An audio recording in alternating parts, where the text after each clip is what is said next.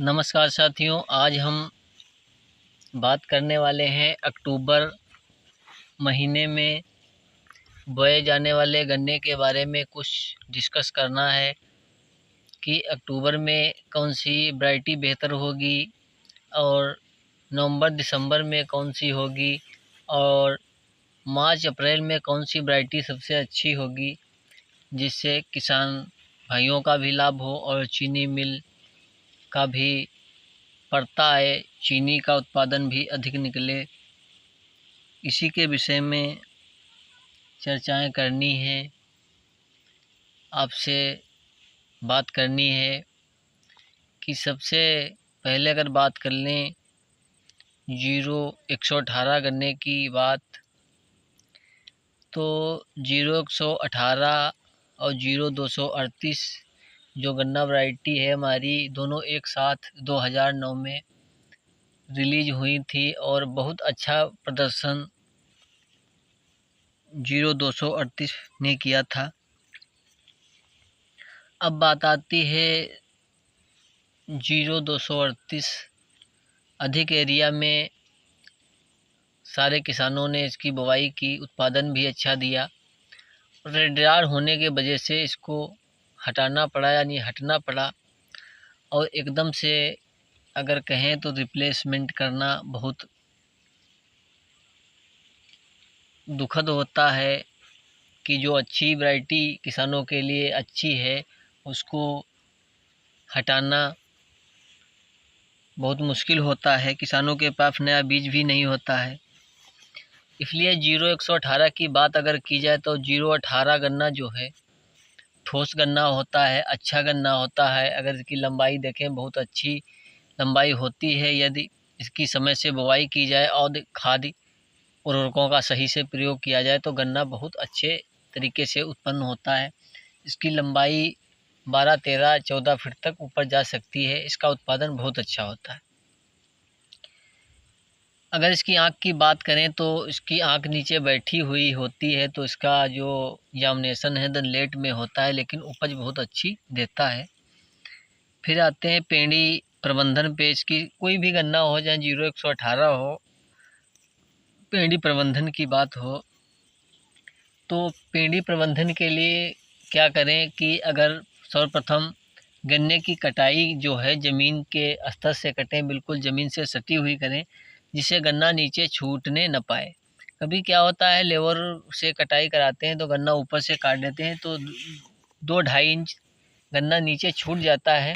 उससे किसान को हानि होती है और चीनी मिल को भी। किसान को कैसे हानि होती है, 2-2.5 इंच अगर गन्ना नीचे से कट जाए तो उसमें 3 से 4 कुंटल प्रति एकड़ के हिसाब से उसको घाटा हो जाता है। अगर रुपयों में कैलकुलेट करें तो लगभग 1400-1500 रुपये किसान को घाटा हो जाता है। अगर चीनी मिलों की बात करें तो नीचे जड़ जो होती है उसी में चीनी की मात्रा अधिक होती है, तो चीनी की मात्रा के हिसाब से देखें तो चीनी मिलों के लिए भी वो जड़ वाला जो गन्ना छूटा है वो भी बहुत आवश्यक है। तो दोनों के लिए घाटा साबित होगा। इसीलिए नीचे की कटाई जो है गन्ने की, कोई भी गन्ना हो उसको नीचे से करें, जिससे जो गन्ना नीचे छूट जाता है उससे किल्ले भी अच्छे नहीं निकलते हैं और गन्ने की अच्छी तरीके से कटाई करें। अगर पेड़ी की वहाँ से बात कर ली जाए उस गन्ने की, तो आपको एक स्प्रे कर देना है। जब पेड़ी गन्ने के सतह से कटे, गन्ना नीचे ज़मीन से कटे, तो एक स्प्रे आपको कर देना है। आपको लेना है सर्वप्रथम 200 से 150 से 200 लीटर पानी, 2 किलो यूरिया ले लेनी है उसमें, और 50 ml आप इथरल एक आता है इथोफोन, वो ले लेना है, और 100 ग्राम आपको हेक्सा स्टाप ले लेना है। उसको पानी में घोल करके स्प्रे के माध्यम से आपके जो कटे हुए ठूंठ हैं गन्ने के, उनके ऊपर स्प्रे करना है। उससे होता है कि गन्ना जो आपको 1 या 1.5 महीने 30 दिन में या 35 दिन में किल्ले निकलते हैं, वो आपके 15-18 दिन में आपके किल्ले निकलने लगेंगे और पेड़ी का भी बहुत अच्छे से जार्मिनेशन होगा। अगली फसल आपकी कम नहीं होने वाली है। फिर बात करते हैं दूसरे गन्ने की। जो गन्ना बहुत अच्छा है, लगभग 4 साल हुए हैं इसको रिलीज हुए, 15-023 गन्ना। अब किसान भाइयों का सभी का कहना है कि इसको सियार खाते हैं, शुगर खाते हैं, जानवरों से अधिक होती है, इसको आदमी भी ज़्यादा खाते हैं। तो भैया देखो, जो मीठी चीज़ होती है उसको सारे लोग खाते हैं, किसान भी खाएंगे, जानवर शुगर, लीलगा और सियार भी खाएंगे।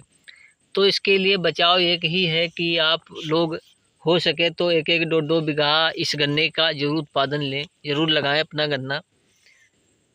और ये गन्ना अगर मुख्य रूप से देखा जाए तो ये मार्च अप्रैल में बोने वाला है, यानी गेहूं की जो काटने के बाद जो गन्ना बोया जाता है, इसको अगर गन्ना बोया जाए तो बहुत अच्छे इसका उत्पादन लिया सकता है।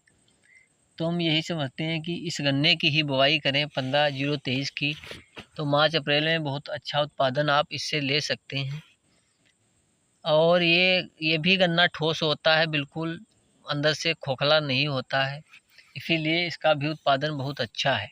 चीनी की मात्रा भी अच्छी है और उत्पादन भी अच्छा है, बल्कि इसका समय का चुनाव जो है अप्रैल गेहूं काटने के बाद अगर किया जाए तो बहुत अच्छा है। तीसरे गन्ने की अगर बात करें हम तो 14-201 गन्ना जो है वो भी गन्ना बहुत अच्छा है और किसान भाइयों के पास लगभग थोड़ा बहुत उपलब्ध है बीज के लिए।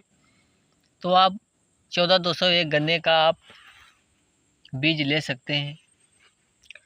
इस गन्ने की अगर बात करें तो बहुत अच्छे तरीके से कुंवार कार्तिक जो इस समय चल रहा है, अक्टूबर नवंबर का जो अक्टूबर का महीना होता है, इसमें अगेती जो शरद होता आटम गन्ना होता है, उसके लिए बहुत बेस्ट क्वालिटी है 14-201 गन्ना।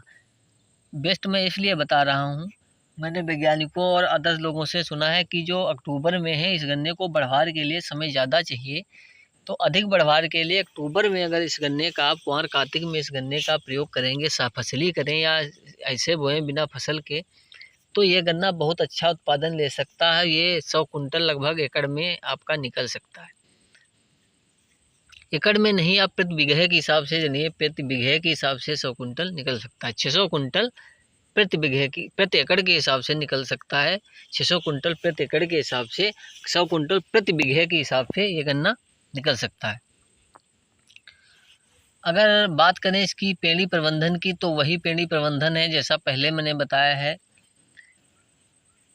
कि इथरल लेना है और हेक्सा स्टाफ लेना है, 2-2.5 किलो यूरिया लेना है, पानी लेना है, ठूंठों पे स्प्रे करना है। फिर आता है बीज शोधन। बीज शोधन जो बहुत ज़रूरी है, क्योंकि बीज भी रोग ग्रसित है और ज़मीन भी। ज़मीन के लिए आप ट्राइकोडर्मा जैसे आप प्रयोग करते हैं, ट्राइकोडर्मा का टीकाकरण लगाएं। टीका लगाएं यानी टीका का मतलब है कि आप ट्राइकोडर्मा से अपनी ज़मीन को शोधित करें पहले पलेवा पे। उसके बाद आप जो है बीज जिसका चुनाव करें, वो बीज को आपको शोधित करना है, टीकाकरण बीज का करना है। उसके लिए आपको क्या करना है, 100 लीटर पानी लेना है, 100 ग्राम 50 ग्राम इथरल ले लेना है। अगर इथरल नहीं लेते हैं तो आपको 100 ग्राम इमिडा क्लोरोपिट लेना है, और या क्लोरोपाइरीफास 100 ग्राम ले लेना है, और 100 ग्राम हेक्सा ले लेना है। आपको इन मिक्स करके 100 लीटर पानी में 1 एकड़ के लिए जो गन्ना आपका बीज है उसको आपको लगभग 1 घंटा या आधा घंटा इसमें डुबोना है। अगर 12 घंटा 10-12 घंटा उसको डुबो दें तो बहुत ही अच्छा होगा, जामनेशन के लिए बहुत अच्छा जमेगा। क्योंकि जो गन्ना कटता है उसके ऊपर से कोई किसान ऊपर से टंकी के माध्यम से कर देते हैं, वो उसके ऊपर गया, तने के ऊपर काम करने वाला नहीं है। जब कटाई होती है, गन्ना कटता है, वहाँ से दवा अंदर जाती है तो बढ़िया रिजल्ट देती है। तो आपसे अनुरोध है कि आप अगर बढ़िया तरीके से आप बीज का शोधन करेंगे तो आपका उत्पादन भी नहीं घटेगा, आपको भरपूर फसल मिलेगी। साथियों, अच्छी उपज लेने के लिए कोई भी फसल हो, उसका समय बहुत ज़रूरी है, बीज का चुनाव बहुत ज़रूरी है, और खाद प्रबंधन और सिंचाई प्रबंधन बहुत ज़रूरी है। ये सारे कार्य आप सुचारू रूप से अगर करते हैं तो हम समझते हैं आपका उत्पादन घटेगा नहीं, भरपूर फसल होगी, जो आपके लिए भी हितकर है और चीनी मिलों के लिए भी हितकर है। साथियों, यह जानकारी आपको कैसी लगी है? आपको अगर अच्छी लगी हो, थोड़ा बहुत भी इससे अगर आपको लाभ हो, तो मैं आपसे अनुरोध करता हूं कि इस चैनल को लाइक, सब्सक्राइब, शेयर ज़रूर करें, जिससे मेरा आने वाला अगला वीडियो आपको शीघ्र मिल जाए। साथियों, इसी चर्चा के साथ नमस्कार, जय।